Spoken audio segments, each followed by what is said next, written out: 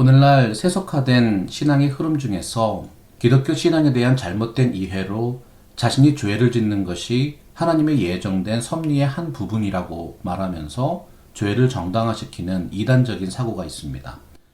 오늘 말씀은 그러한 타락한 사상의 노예가 되어 있는 자들에게 경종을 울리는 말씀이지요.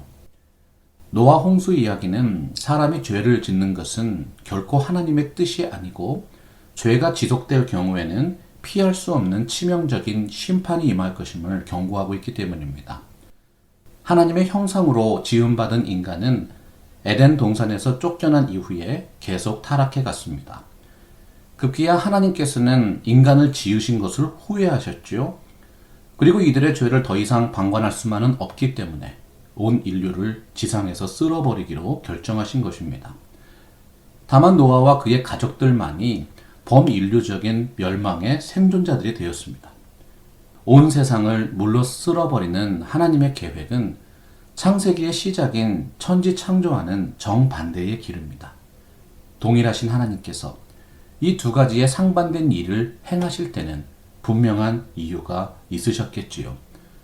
노아 시대의 홍수는 우연히 발생한 천재지변이 아니라 하나님이 창조하신 세상이 그 방향과 목적을 상실할 때 주어지는 심판이라는 것을 강조하는 말씀입니다. 모든 생명을 삼켜버린 물이 제자리를 찾고 새로운 땅이 드러나자 하나님께서는 노아와 그의 가족들을 통해서 인류의 역사를 새롭게 창조해 나가셨습니다. 노아와 대홍수 이야기, 마지막 시대의 특징과 하나님의 새로운 창조의 역사를 교훈해주는 매우 중요한 성경의 역사인 것이죠. 오늘 말씀 5절 보면 여호와께서 사람의 죄악이 세상에 가득함과 그의 마음으로 생각하는 모든 계획이 항상 악할 뿐임을 보셨다고 되어 있습니다. 여호와께서 보셨다. 하나님께서 주목하여 세상과 사람을 보시고 판단하고 계신다는 진리를 또렷하게 드러낸 것이죠. 구약 성경에서는 하나님의 임재를 하나님의 눈으로 표현하는 경우가 많았어요. 아담과 하와를 생각해 보시고 가인과 아벨을 묵상해 보십시오. 인간의 죄를 범할 때는 최소한 누군가의 눈을 피하게 되어 있지요. 그들이 하나님의 눈 앞에서 죄를 범하였다. 피할 수 없는 죄와 심판의 임재를 나타내는 말씀입니다. 그러나 노아는 여호와께 은혜를 입었더라. 은혜와 긍휼의 임재이지요. 여호와의 말씀이 그에게 임하니라. 하나님의 부르심의 임재의 역사인 것입니다. 그런데 오늘 말씀 다시 보니까 하나님이 보시는 세상과 사람은 전적으로 타락한 세상이며 마음으로 생각하는 모든 계획이 항상 악한 것이 인간이라고 평가하셨어요. 하나님이 보시는 관점이 바른 관점입니다. 노아의 시대는 심판으로 멸망당하기 직전의 마지막 시대였지요. 우리가 살아가는 세상과 인간을 통하여는 결국 선한 것을 이룰 수 없다는 비관적인 진리가 죄와 악을 구별해 보시는 하나님의 눈 속에 담겨 있었던 것입니다. 오늘 말씀에서 죄를 바라보시는 하나님의 시선을 느껴보십시오. 하나님이 보시기에 심히 좋았더라. 하나님의 창조의 기쁨과 만족과 충만함과는 너무나도 극명한 대조를 이루고 있지 않습니까? 세상과 인간을 그 경이로운 역사 속에서 창조하신 선하신 하나님의 마음을 헤아려 보세요. 죄악을 보시는 의로우신 하나님의 진노, 뼈저린 사랑과 인내의 아픔이 서려 있는 시선인 것입니다. 우리의 마음과 삶을 돌아보았을 때 우리는 정말 주님을 기쁘시게 하는 자입니까? 아니면 주님의 마음을 아프게 하고 그분의 눈을 촉범하여 진노하게 만드는 자입니까? 오늘 말씀이 교훈하고 있지요. 인간은 원래 하나님의 형상으로 선하게 창조되었으나 아담의 범죄 이후에 본성적으로 악한 존재가 되었다. 인간은 그 마음의 생각의 모든 계획이 항상 악할 뿐입니다. 하나님의 형상은 내면뿐만 아니라 외면을 포함하죠. 악한 마음은 악한 생각을 떠올리게 하고 그 생각이 치밀한 의도와 계획이 되고 결국 그 악한 계획이 악한 생활로 나타나는 것입니다. 아담의 죄의 영향력이 그의 아들 가인의 살인을 통해서 극대화되었어요. 오늘 말씀이 증거하는 것처럼 사람의 죄악이 세상에 가득하게 되었다. 누구나 확인할 수 있는 또렷한 인간의 외면을 이루게 된 것입니다. 이것이 바로 아담과 가인의 후예들로 말미암아 이루어진 세상이었습니다. 여호와께서 사람의 죄악이 세상에 가득함과 그의 마음으로 생각하는 모든 계획이 항상 악할 뿐임을 보셨다. 그렇다면 세상과 인간이 구체적으로 어떻게 악하게 하나님께서 그토록 진노하실 수밖에 없을까요? 그 해답이 오늘 말씀 1절에서 4절에 들어있습니다. 하나님께서 세상과 인간을 심판할 수밖에 없는 마지막 시대의 5가지 특징이 담겨 있지요. 첫 번째로 마지막 시대는 죄악이 번성하는 시대입니다. 사람이 땅 위에 번성하기 시작할 때에 그들에게서 딸들이 나니. 창세기 6장이 사람이 땅 위에서 번성하는 것을 죄악의 번성함으로 표현하고 있다는 사실에 집중하시기 바랍니다. 너무나도 슬픈 현실이죠. 창세기 4장과 5장의 인간의 역사 속에서 우리는 인간의 역사가 결국 죽음의 역사라는 사실을 확인했습니다. 죄로 인해 타락한 인간의 번성은 결국 죄악의 번성을 가져왔습니다. 아담의 원죄로 인한 죽음의 형벌을 피할 수 없었다. 1절 말씀에서 번성한다는 히브리어는 창세기 1장 28절에서 선포하신 축복으로부터 기인한 것입니다. 하나님이 그들에게 복을 주시며 하나님이 그들에게 이르시되 생육하고 번성하여 땅에 충만하라. 땅을 정복하라. 그러나 창세기 3장과 4장에 기록된 것처럼 그 죄의 결과는 너무나도 참혹했습니다. 그때부터 세상에 태어나는 모든 아기들은 태어날 때는 축복 가운데 태어나는 것 같지만 사실 영원토록 죽을 죄인으로 태어난다는 사실이죠. 인생의 시작은 죽음을 내포하고 있고 인생의 끝이 영원한 형벌인 지옥을 향해 있다는 영원한 저주가 이 땅의 모든 인생들이 태어날 때부터 부여받은 형벌인 것입니다. 아담의 범죄 이후에 성경이 말씀하는 인간 탄생의 의미는 죽음을 내포하고 있는 탄생입니다. 여러분, 이 진리를 심각하게 믿고 살아가야 합니다. 아무리 많은 선행을 하고 아무리 좋은 영향력을 끼쳐도 예수님을 믿고 새롭게 거듭나지 못하면 그 영원한 저주와 형벌로부터 벗어날 방법이 없다는 사실이에요. 요한복음 3장 18절에서 선포했지요. 그를 믿는 자는 심판을 받지 아니하는 것이요 믿지 아니하는 자는 하나님의 독생자의 이름을 믿지 아니하므로 벌써 심판을 받은 것이니라. 벌써 받은 심판. 아담의 원죄로 말미암아 모든 인류에게 지워진 영원한 저주와 지옥의 형벌을 말씀하는 것입니다. 우리 인생의 진정한 출발점은 예수 그리스도를 만난 그때부터입니다. 그런즉 누구든지 그리스도 안에 있으면 새로운 피조물이라. 이전 것은 지나갔으니 보라 새 것이 되었도다. 하나님께서 말씀하신 번성함에는 본래 점점 크게 성장한다는 뜻이 담겨 있어요. 하나님의 형상으로 창조된 착하고 의롭고 진실한 사람의 수가 점점 많아지면 하나님의 선하심과 창조의 질서가 온 천지 만물에 충만하게 되는 것이지요. 그러나 아담의 범죄로 말미암아 그 마음에 생각이 악할 뿐인 죄인이 점점 많아지니까 그 악하고 교만한 마음이 더욱 크게 융성합니다. 결국 온 세상에 죄악이 관영하게 된 것입니다. 우리가 살아가는 이 시대를 마지막 시대라고 부릅니다. 바로 그러한 죄악의 관영함이 세상에 가득하기 때문이지요. 하나님 주신 번영의 축복을 누릴 때에는 혹시라도 나의 마음이 높아지고 있는 것은 아닌가 돌아보아야 합니다. 박수 받을 때 겸손해야 합니다. 높임 받을 때 주의해야 합니다. 가장 안정적인 삶이 엎드린 삶이라고 했어요. 엎드려 있으면 넘어질 일도 없지요. 아담과 하와가 선악과를 따먹은 이유는 하나님과 똑같이 되기를 원하는 교만한 마음이 문제였습니다. 하나님의 의를 이루신 예수 그리스도의 마음, 겸손과 신실함으로 승리하는 여러분들이 되시기를 주님의 이름으로 축복합니다. 이렇게 심각하게 죄악이 번성하고 있는 상황에서 사람의 딸들이 나오기 시작합니다. 창세기 3장 이후에 모든 문제의 핵심과 발단은 죄이지요. 그런데 그 죄악된 인간이 여자를 낳기 시작하면서 더욱 심각한 죄악성이 드러나요. 그것이 바로 마지막 시대의 두 번째 특징인 결혼관계의 타락, 성적인 타락입니다. 하나님의 아들들이 사람의 딸들의 아름다움을 보고 자기들이 좋아하는 모든 여자를 아내로 삼는지라. 전통적인 교회의 성경 해석에서 하나님의 아들들은 셋의 자손, 하나님의 백성을 뜻하였고 사람의 딸들은 가인의 후손, 신앙이 없는 세상 여인들을 말씀하는 것이었어요. 그러나 우리가 이 말씀을 묵상할 때 소위 혈통적인 구분에만 너무 치우치면 말씀의 의미를 오히려 왜곡시킬 위험이 있습니다. 창세기 4장 이후에서 성경이 강조하고자 하는 바는 어떤 특별한 혈통을 통한 하나님의 역사가 아닙니다. 아담과 하와의 원죄와 그로 인한 타락상이 중심점이에요. 하나님은 셋을 통해서 새로운 역사를 이루어 가시려고 하셨습니다. 그러나 바로 그 셋의 후손들, 하나님의 아들들이 어떻게 했어요? 먹음직도 하고 보암직도 하고 탐스럽기도 한지라. 세상 여인의 아름다움에 마음을 빼앗겨서 육체적인 정욕을 만족시킬 목적을 품고 그들을 모두 취했던 것이지요. 자기 눈에 좋은 대로 아내를 삼은 것입니다.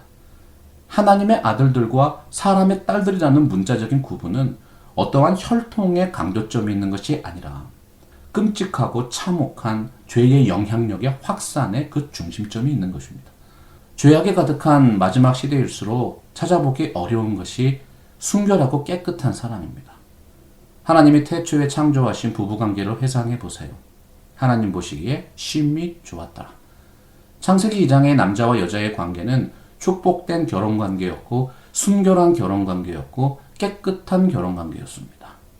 그런데 오늘 말씀 창세기 6장에서 바로 그 결혼관계의 타락을 결정적인 심판의 이유로 강조하시는 것에 우리는 주목해야 한다는 것입니다. 구약 성경의 선지서를 읽어보십시오. 이스라엘의 죄악은 성적인 죄와 타락상을 통해서 극대화되었어요.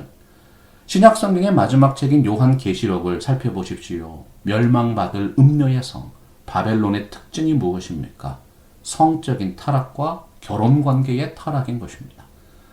우리가 분명하게 확인해야 하는 것은 하나님의 말씀 성경이 단순히 육체적인 관계의 타락만을 말씀하는 것이 아니라 바로 그 성적인 타락상이 영적인 타락의 결과이며 또한 영적인 타락상으로 더욱 혼잡하게 변화하고 있다는 사실입니다. 결혼관계의 타락은 인류의 조상 아담과 하와의 타락으로 시작되었습니다. 하나님의 아들들은 믿음을 지켜야 하는 하나님의 사람들이에요. 바른 신앙으로 살아가야 하는 이들이 오히려 음녀들의 육적인 아름다움을 선과 미의 기준으로 추구하게 되는 것이죠. 구약시대 이스라엘 백성들이 바알신을 우상으로 섬기며 그 이방인의 풍속대로 성적으로 행음하면서 우상을 숭배했어요. 바알은 문자적으로 남편이란 뜻입니다. 오늘날 세속화되어가는 교회의 타락을 바라보십시오. 그리스도인들이 세상 속에서 죄와 타협하면서 악으로 물들어가고 있는 세태를 오늘 말씀을 통해서 우리가 발견할 수 있는 것입니다. 하나님의 아들들이 자신들의 죄악된 기준으로 아내를 선택하는 과정은 하와가 선악과를 따먹는 범죄의 과정을 그대로 재현하고 있지요. 그들이 보고 선택하고 취한지라. 최초의 타락도 선택의 문제였습니다. 사랑은 선택입니다. 디모데전서 1장 5절 말씀 보세요. 이 교훈의 목적은 청결한 마음과 선한 양심과 거짓이 없는 믿음에서 나오는 사랑이다. 진정한 사랑은 청결한 마음과 선한 양심과 거짓이 없는 믿음에서 나옵니다. 사람은 자신이 사랑하는 것을 선택합니다. 청결한 마음과 선한 양심과 거짓이 없는 믿음에서 나오는 사랑으로 선택해야 한다는 것이죠. 인류의 타락의 결과는 선함과 질서의 파괴였어요. 사탄이 하와를 시험할 때 선악과를 먹게 한 이유가 무엇입니까? 하나님의 창조의 선하심과 질서를 무너뜨리기 위함입니다. 하와가 선악과를 주매 아담도 먹은지라.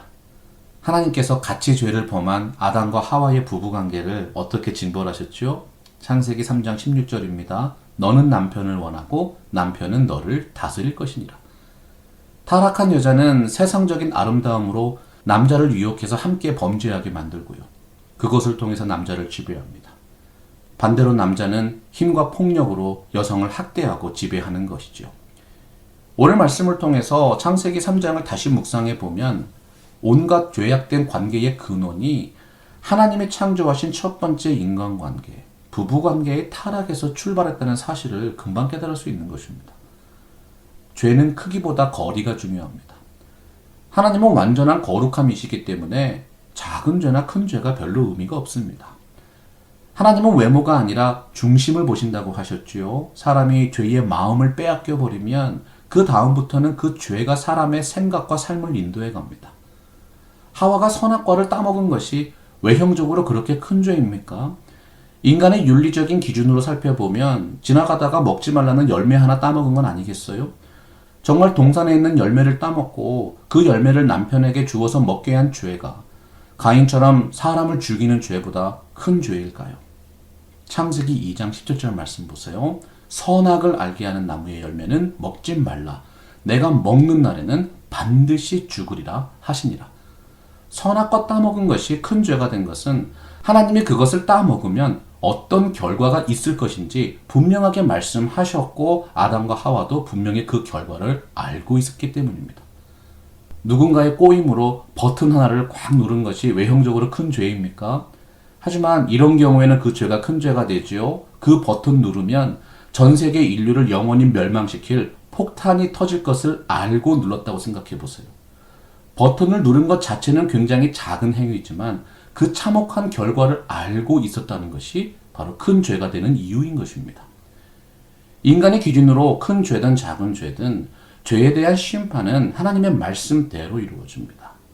오직 그 말씀이 내게 매우 가까워서 내 입에 있으며 내 마음에 있은즉 내가 이를 행할 수 있느니라.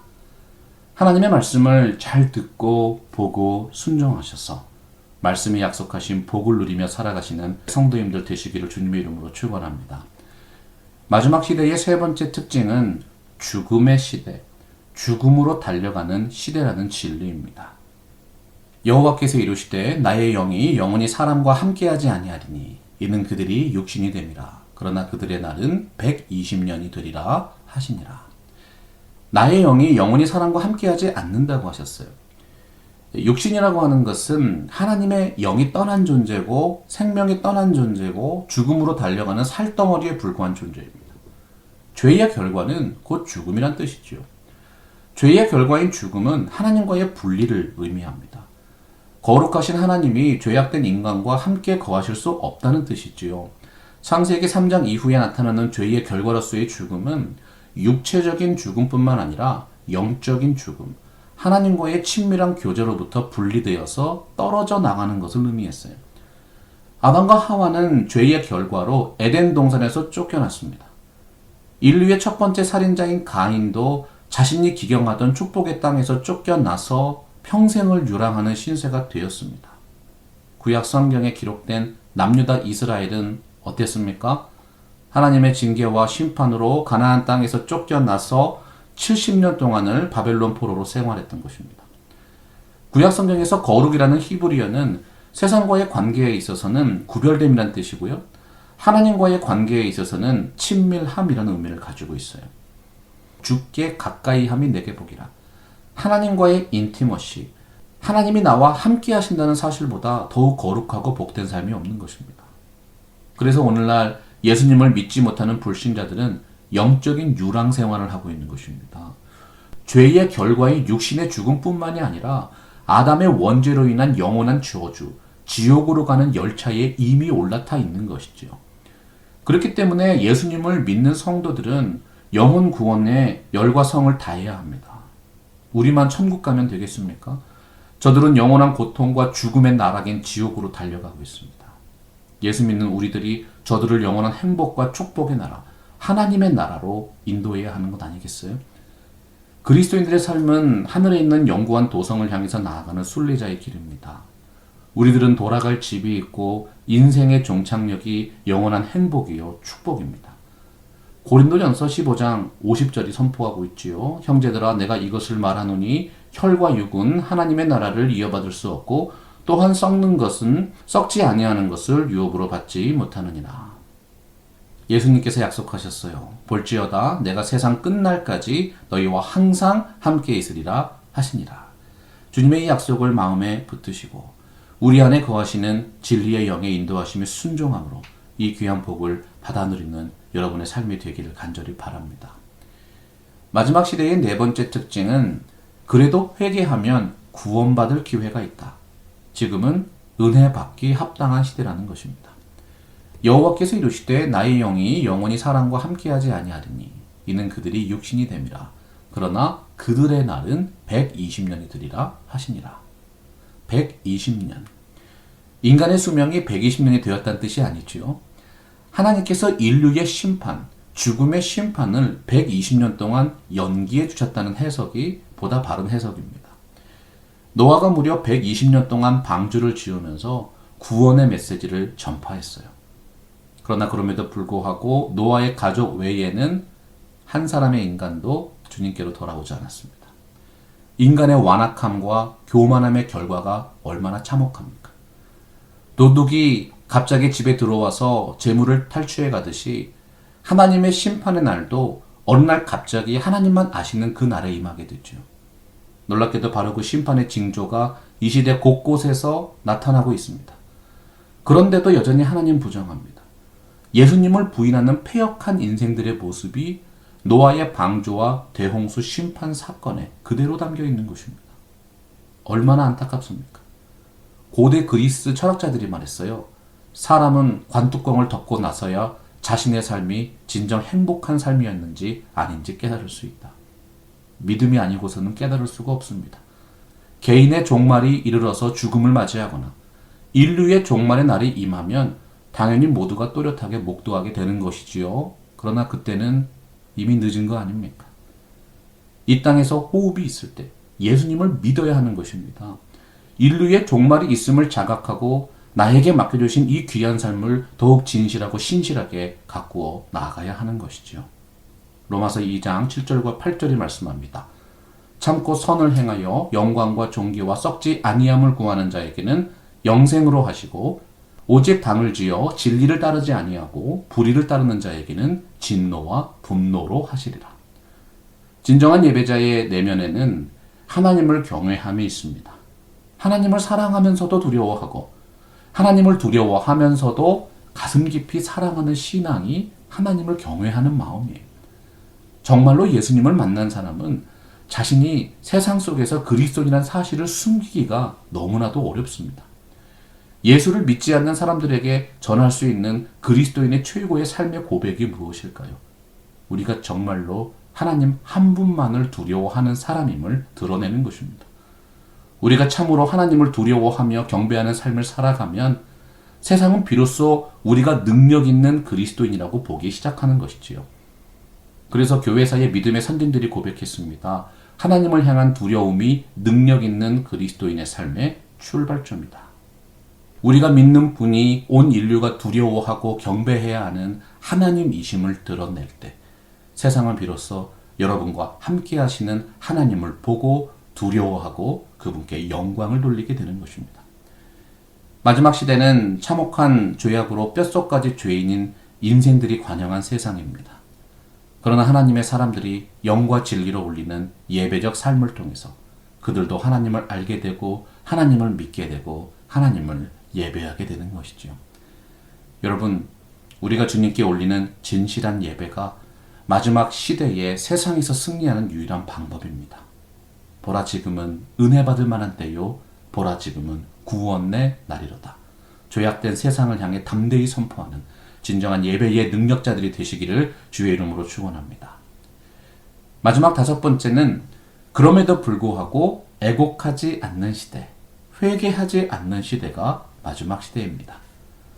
당시에 땅에는 네피림이 있었고 그 후에도 하나님의 아들들이 사람의 딸들에게로 들어와 자식을 낳았으니 그들은 용사라. 고대에 명성이 있는 사람들이었더라. 네피림은 고대 용사의 유명한 사람이었습니다. 고대 시대에 살았던 거인 족속을 의미하는 단어인데요. 그들은 육적인 힘이 굉장히 좋았고 머리가 뛰어났기 때문에 당시 세상을 이끌어갔던 지도자층을 구성했어요. 오늘날에도 그리스도인이 세상 속에서 살아가다 보면 세상에서 성공하고 번영한 네피림과 같은 인간들을 보게 됩니다. 사람들이 롤 모델이요 성공의 기준과 목표로 삼고 있는 현대판 아이돌 우상이 네피림이죠. 네피림을 추구하는 시대는 네피림을 우상으로 삼고 경배하는 시대예요. 마지막 시대에 하나님의 은혜를 누리고 구원의 축복을 누리는 유일한 방법이 바른 예배인데 끝까지 하나님을 배반하여 버리고 우상을 숭배하는 시대가 이 마지막 시대인 것입니다. 네피림은 결국 현대판 선악과입니다. 선악과가 가지고 있었던 육신의 정욕과 안목의 정욕과 이생의 자랑을 모두 지니고 있지요. 한마디로 인간이 된 선악과가 네피림입니다. 여호와께서 사람의 죄악이 세상에 가득함과 그의 마음으로 생각하는 모든 계획이 항상 악할 뿐임을 보셨다. 그래서 6절과 7절에서 하나님이 탄식을 하시며 말씀하십니다. 땅 위에 사람을 지으셨음을 한탄하사 마음에 근심하시고 이르시되 내가 창조한 사람을 내가 지면에서 쓸어버리되 사람으로부터 가축과 기는 것과 공중의 새까지 그리하리니 이는 내가 그것들을 지었음을 한탄하매니라 하시니라. 근심이라는 단어, 마음의 두 개로 갈라지는 것을 의미했습니다. 하나님이 근심하시면서 한탄하셨다, 후회하셨다, 뜻을 바꾸시고 돌이키셨다는 의미예요. 우리는 여기서 이렇게까지 말씀하신 하나님의 안타까운 마음을 깨달아야 합니다. 하나님은 원래 뜻을 돌이키시는 분이 아니시죠. 후회하시는 분이 아니십니다.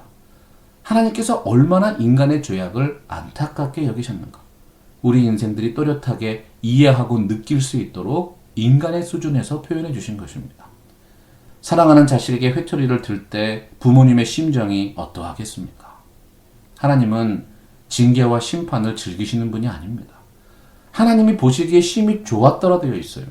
하나님이 선하게 창조하신 하나님의 형상인 인간이 스스로 하나님을 배반하고 돌아섰어요. 하나님의 심정을 헤아려 보셨습니까? 창조주 하나님께서 그분이 아끼시고 사랑하는 피조물을 심판하고 징계하실 때 그 창조주의 마음도 함께 찢어지는 것이죠. 우리가 다른 사람을 온유함으로 바로 잡아줘야 할 때 우리 마음속에 바로 이러한 하나님의 마음이 있는지 확인해야 합니다. 혹시라도 내 안에 다른 사람의 아픔을 즐기고 있진 않는가? 그 마음이 살인자 가인과 다를 것이 무엇입니까? 오늘 말씀에서 하나님의 인간뿐만 아니라 육축과 새까지 다른 모든 것들을 한꺼번에 쓸어버린다는 말씀에 주목하셔야 합니다. 아담이 인류의 대표이듯이 인간은 만물의 영장입니다. 대표자와 머리의 죄악은 공동체 전체에 큰 해악을 끼치지요. 인류의 대표자였던 아담의 죄 때문에 모두가 죽음의 심판을 받게 되었듯이 예수 그리스도 한 분의 온전한 순종으로 그를 믿는 모든 이들이 영원한 생명을 얻게 됩니다. 하나님께서 오늘날 성도 여러분들을 세상의 빛과 소금이라고 부르시지 않았습니까? 여러분들이 바로 이 세상에 하나님의 영광인 예수 그리스도를 전파하는 복음의 메신저라는 뜻입니다. 오늘 말씀 8절이 선포하시지요. 그러나 노아는 여호와께 은혜를 입었더라. 쉽게 풀어서 번역해드리면 이런 뜻입니다. 그러나 노아는 여호와의 눈앞에서 의롭다고 판단하셨다. 다음 구절이 이를 구체적으로 설명하였지요. 노아는 의인이요 당대의 완전한 자라. 그는 하나님과 함께 동행하였다. 노아가 모든 행실에서 완전한 사람이었음을 의미하는 것은 아닙니다. 하나님의 은혜로 의롭다 여기심을 받은 사람이었다는 사실을 강조하지요. 하나님께 은혜를 입었더라를 노아의 입장에서 다시 표현하면 노아는 여호와의 눈에서 자비를 발견했다는 의미가 됩니다. 진정한 성도는 독이 있는 꽃에서도 꿀을 뽑아낼 수 있는 사람들입니다. 은혜를 모르면 성도가 아니죠. 예수님을 만난 분들은 최악의 상황 속에서도 최선을 선택하고 깜깜한 어둠 속에서도 소망의 빛을 제시하는 분입니다. 어떠한 상황 속에서도 지극히 선한 것을 분별하는 거룩한 신앙 양심이 예수 그리스도의 이름 안에서 활발하게 역사하는 것이지요. 노아가 바로 그런 분이었어요. 그러나 노아는 여호와께 은혜를 입었더라. 그러나 노아는 하나님의 눈 속에서 자신을 향한 은혜를 발견하였더라.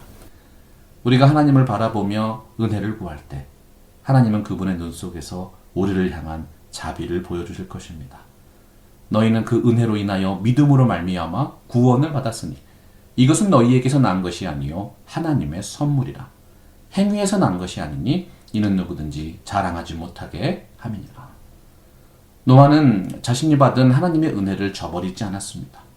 철저한 순종의 삶을 살다간 의로운 하나님의 사람이 노아였어요. 120년 동안 방주를 지으며 살아갈 때 수많은 사람들이 그를 조롱하고 멸시하고 무시했습니다. 하나님만 바라보고 말씀대로 살아가려는 사람들, 세상이 보면 바보 같다고 비웃고 조롱할지도 모릅니다. 바른 신앙을 지키기 위해서 손해를 보고 바른 신앙 지키다가 욕을 먹고 바른 신앙을 지켰기 때문에 따돌림을 당했다. 억울한 누명으로 고통당할 수도 있지요. 그러나 하나님은 그러한 분들을 향해서 이렇게 말씀하십니다. 노아는 의인이요 당대의 완전한 자라. 그는 하나님과 함께 동행하였도다. 하나님께서 우리들을 구원하신 목적이 무엇입니까? 우리는 그가 만드신 바라. 그리스도 예수 안에서 선한 일을 위하여 지으심을 받은 자니 이 일은 하나님이 전에 예비하사 우리로 그 가운데에서 행하게 하려 하심이니라. 이 마지막 시대의 가장 창조적인 사고방식으로 살아가는 사람은 하나님의 창조의 목적과 질서대로 살아가는 사람들입니다. 그러나 노아는 여호와께 은혜를 입었더라. 하나님의 은혜와 진리가 사랑하는 성도 여러분들의 삶에 충만하게 되시기를 우리 주 예수 그리스도의 이름으로 간절히 축원합니다. 말씀 앞에서 경외함으로 주께 홀로 섭니다. 생명의 말씀 읽고 순종해 주를 예배합니다. 기록된 말씀 힘이 있어서 진리로 우리 거룩해 하며 거룩한 말씀 세세 영원히 복음이 되어 말씀하시네. 하나님 말씀에 두려워 떠는 자 그 말씀에 생명을 거는 자 한 사람 찾으시는 주님의 약속을 믿어. 하나님 말씀에 운명을 거는 자 순종하며